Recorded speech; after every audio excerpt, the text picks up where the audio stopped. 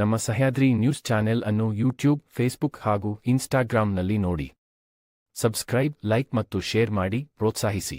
ಬೇಕೇ ಬೇಕು, ನ್ಯಾಯ ಬೇಕು, ಬೇಕೇ ಬೇಕು, ನ್ಯಾಯ ಬೇಕು, ಅಯ್ಯಯ್ಯೋ ಅನ್ಯಾಯ, ಅಯ್ಯಯ್ಯೋ ಅನ್ಯಾಯ, ಎಲ್ಲಿಯವರೆಗೂ ಹೋರಾಟ, ಎಲ್ಲೋವರೆಗೂ ಹೋರಾಟ, ಯಾತಕ್ಕಾಗಿ ಹೋರಾಟ, ನ್ಯಾಯಕ್ಕಾಗಿ ಹೋರಾಟ, ಬೇಕೇ ಬೇಕು, ನ್ಯಾಯ ಬೇಕು, ಬೇಕೇ ಬೇಕು, ನ್ಯಾಯ ಬೇಕು, ಬೇಕೇ ಬೇಕು, ನ್ಯಾಯ ಬೇಕು, ಯಾತಕ್ಕಾಗಿ ಹೋರಾಟ, ನ್ಯಾಯಕ್ಕಾಗಿ ಹೋರಾಟ, ಎಲ್ಲಿಯವರೆಗೂ ಹೋರಾಟ, ಎಲ್ಲವರೆಗೂ ಹೋರಾಟ, ಕಾನೂನಂತೆ ಕಾನೂನು, ಅವರಪ್ಪನಂತೆ ಕಾನೂನು, ಸರ್ಕಾರ ಅಂತೆ ಸರ್ಕಾರ, ಅವರಪ್ಪನಂತೆ ಸರ್ಕಾರ, ಬೇಕೇ ಬೇಕು, ನ್ಯಾಯ, ಬೇಕೇ ಬೇಕು, ನ್ಯಾಯ ಬೇಕು, ಬೇಕೇ ಬೇಕು, ನ್ಯಾಯ ಬೇಕು, ಅಯ್ಯಯ್ಯೋ ಅನ್ಯಾಯ, ಅಯ್ಯಯ್ಯೋ.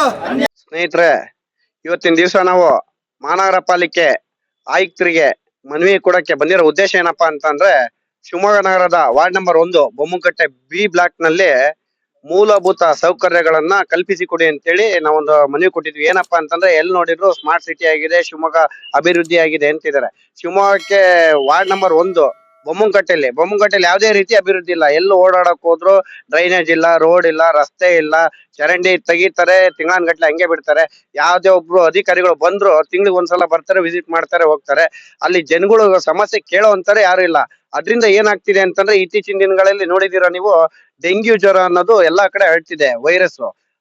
ಈ ಇಂತ ವ್ಯವಸ್ಥೆಗಳೆಲ್ಲ ಈಗ ಚರಂಡಿ ಓಪನ್ ಮಾಡ್ಬಿಟ್ರೆ, ಕಲುಷಿತ ನೀರ್ ಬಿಟ್ರೆ, ಓಡಾಡಕ್ ವ್ಯವಸ್ಥೆ ಇಲ್ಲ ಅಂತಂದ್ರೆ ಏನಾಗತ್ತೆ ಅಂದ್ರೆ, ಇದ್ರಿಂದ ಎಲ್ಲಾ ರೀತಿನೂ ಸಾಂಕ್ರಾಮಿಕ ರೋಗಗಳು ಹರಡುವಂತ ವ್ಯವಸ್ಥೆ ಸಾಕಷ್ಟು ಇರುತ್ತೆ. ಹಾಗಾಗಿ ಇವತ್ತಿನ ದಿವಸ ನಾವು ಬೊಮ್ಮನಕಟ್ಟೆಯವರಾಗಿರ್ಬೋದು, ಕದಂಬ ಕನ್ನಡ ವೇದಿಕೆ ಸಂಘಟನೆ ವತಿಯಿಂದ ಆಗಿರ್ಬೋದು, ನಮ್ಮ ಸ್ನೇಹಿತರ ಮುಖಂಡರು ಎಲ್ಲರ ಸಮ್ಮುಖದಲ್ಲೂ ಇವತ್ತು ಬಂದು ನಾವು ಆಯುಕ್ತರಿಗೆ ಮನವಿ ಕೊಟ್ಟಿದೀವಿ. ನಮ್ಮ ಹೆಸರು ವಿಶ್ವನಾಥ್ ಗೌಡ್ರು ಅಂತೇಳಿ, ಕದಂಬ ಕನ್ನಡ ವೇದಿಕೆ ರಾಜ್ಯಾಧ್ಯಕ್ಷರು.